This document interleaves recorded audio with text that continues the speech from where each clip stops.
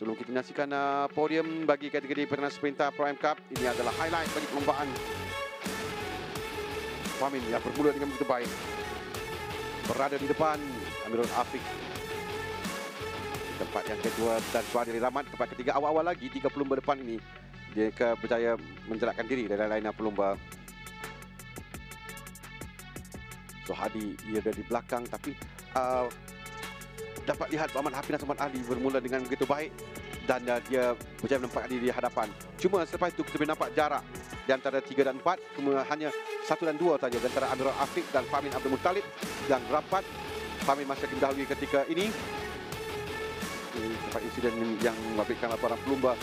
Amirul Afiq berjaya memintas Fahmin Abdul Muttalib dan pada awalnya Fahmin dapat untuk mengejar, tapi selepas itu ketika dia cuba untuk mintas hampir tadi untuk hilang kawalan dan membolehkan Amirul Afiq terus jauh di depan, meninggalkan kelebihan yang cukup selesa di tempat yang pertama.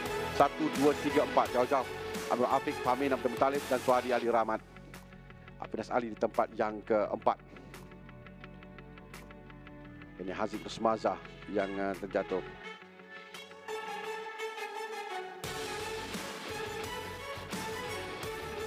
Perlombaan agak tenang bagi Amirul Afiq.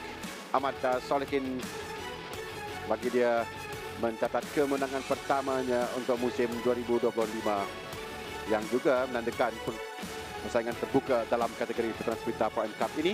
3 pelumba lain baru naik ke podium selepas 3 pelumba naik ke podium dalam perlombaan pusingan yang pertama.